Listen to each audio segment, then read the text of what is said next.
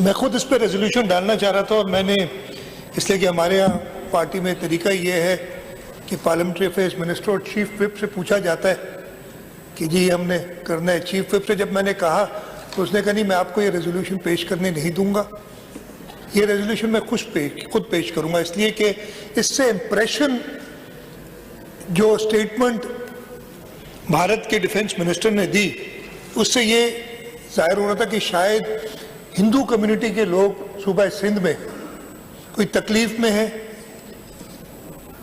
और इस वजह से उसने इस तरीके की स्टेटमेंट दी। तो मुकेश चावला ने कहा और फिर उन्होंने ऑपोजिशन के मेंबर से भी बात की और मैं ये भी मुबारकबाद देना चाहता हूँ कि इस रेजोल्यूशन में उन्होंने पूरी हिस्ट्री और प्रेजेंट और जो इस वक्त कॉन्फ्लिक्ट है उन सब चीज़ों को बड़ी डिटेल से बयान किया है और मैं शुक्रगुजार हूँ कि सब ने इसको सपोर्ट किया। क्या कहा है रेजोल्यूशन में कहते हैं और जो सरदार शाह साहब ने भी थोड़ा सा बताया है कि आप कई मुल्क बनने से पहले, मैं 1947 की बात नहीं कर रहा, मैं 18 जब अंग्रेज इधर आए थे उसकी बात भी नहीं कर रहा, अभी थोड़ी देर पहले मुझे सईद गनी साहब ने नक्शा दिखाया 624 बिफोर क्राइस्ट, राइट, यही था, और उसमें सिंध का नक्शा था, इसमें मुल्तान भी था, इसमें मकरान भी था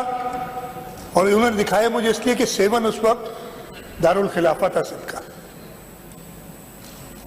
जो प्रेजेंट मुल्क बने ही नहीं थे उस वक्त से सिंध कायम है और जैसे बताया गया कि कुछ अरसे के लिए अंग्रेजों ने ये साजिश की थी इस खित्ते से कि बॉम्बे प्रेसिडेंसी में दे दिया था और सिंध के मुसलमानों ने, सिंध के हिंदुओं ने साथ मिलके जिद्दोजहद की और ये हिस्ट्री सारी बताई थी। कायदे आजम मोहम्मद अली जिन्ना को वकील किया और 1936 में सिंध बॉम्बे प्रेसिडेंसी से अलग हुआ और सूबा सिंध एक सूबा बना जैसे। तो इन्होंने एंशिएंट सिविलाइजेशन की बात की, 1936 की बात की और उसके बाद 1947 में हमारा मुल्क बना। सबसे पहली असेंबली और उससे पहले सबसे पहले पाकिस्तान मुस्लिम लीग सिंध,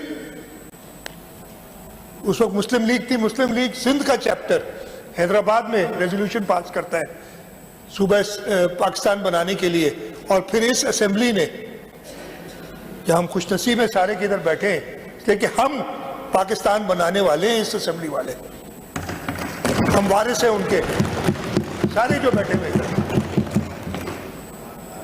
असेंबली ने पाकिस्तान बनाने की रेजोल्यूशन पास की। कायदे आजम मोहम्मद अली जिन्ना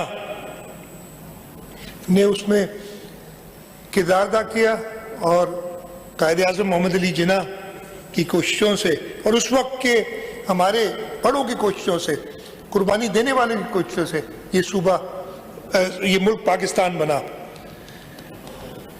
ये मैं थोड़ा सा देख रहा था कि ये भाई क्या इसका मेंटल इशू है, कोई प्रॉब्लम है, क्या इशू है कि इसने ये, तो मैंने थोड़ी सी रिसर्च की कि कुछ तो होगा ना और समझ पाते किसी ने ये क्या है। इस वक्त इंडियन डिफेंस मिनिस्टर और अभी से नहीं है, ये लॉन्गेस्ट सर्विंग डिफेंस मिनिस्टर है और इसने बदतरीन शिकस्त खाई है जो हिंदुस्तान को मिली है आज तक मई में पाकिस्तान के हाथों। तो ये इसके दिमाग में चल रहा है जो इसने ये स्टेटमेंट दी है ना, और स्टेटमेंट के बाद मोदी भी बौखलाया, उसने इंडस वाटर ट्रीटी यूनिलैटरली खत्म करने की बात की। और क्या लेके आए हो? उसने खत्म करने की बात की इंडस वाटर ट्रीटी।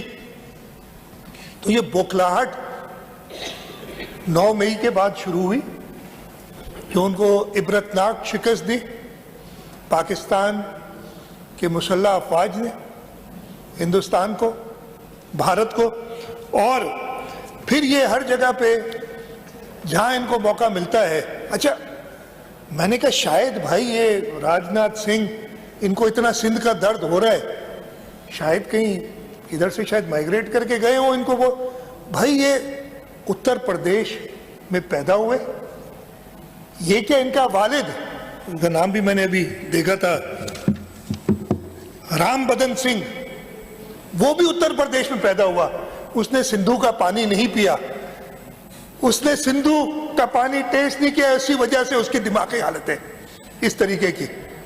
और इस वक्त शायद ही कोई भारत में ऐसा हो जिसने सिंधु का पानी पिया हो, इसलिए कि सिंधु का पानी पीने वाला इस धरती से कभी गद्दारी नहीं कर सकता। हाँ, गंदे अंडे हर जगह होते हैं,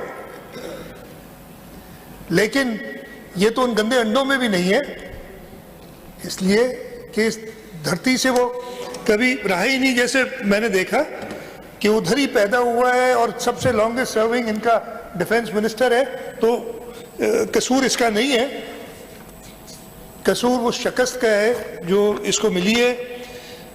और जैसे मैंने बताया, इसके बाद भारत ने ये इंडस वाटर ट्रीटी यूनिलैटरली ख़त्म करने की बात की और उस पर भी उसको करारा जवाब मिला। और किसकी तरफ से मिला? Chairman Pakistan Peoples Party Bilawal Bhutto Zardari साहब की तरफ से मिला। दरियाए सिंध के दहाने, बॉर्डर क्या कहते हैं उसको, दहाने पे खड़े हुए, माफ कीजिएगा, थैंक यू, दहाने पे खड़े हुए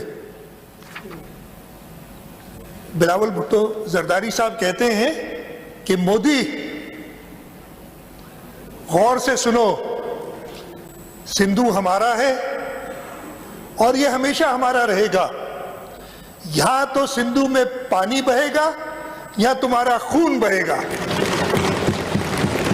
तो यार बौखलाहट तो होनी है ना ऐसी जब उनको चैलेंज किया जाता है। और उसी तकरीर में चेयरमैन बिलावल ने कहा था कि मोदी के सारे करतूत जो हैं, जो उसके सिंधु को, हमारी सिंधु पे डाका देने की, वो इंशाल्लाह ताला हम जो कि राइटफुल डिफेंडर्स हैं, एयर्स हैं और डिफेंडर्स हैं सिंधु के, इनको हर कीमत पे हम प्रोटेक्ट करेंगे। और उन्होंने कहा कि हमारी आर्म्ड फोर्सेस पूरे तरीके से तैयार हैं कि भारत का जवाब बहादुरी से दें, और अगर कभी उन्होंने इसकी कोशिश की तो they will get a befitting reply. तो इसके बाद अब अगर इतनी धचके खाने के बाद अगर वो डिफेंस मिनिस्टर जो भारत को बदतरीन शिकस्त दिला चुका है, वो अगर ऐसे स्टेटमेंट देता है, तो जैसे उर्दू की मेरी कमज़ोर है कि खिसियानी बिल्ली खंबा नोचे, मैं बहुत शुक्रिया। ये तो मैं ज़्यादा नहीं, ये बड़ी डिटेल में है। अच्छा, इसमें सारी बातें कही हैं, जब एंड में जो असेंबली रिजॉल्व कर रही है हम कंडेम करते हैं, मैं उसी में से रिपीट कर देता हूँ, हम कंडेम करते हैं भारत के डिफेंस मिनिस्टर के इस बयान को। हम बड़ी क्लैरिटी से बताना चाहते हैं कि सिंध इंटीग्रल है और हमेशा रहेगा पाकिस्तान का हिस्सा।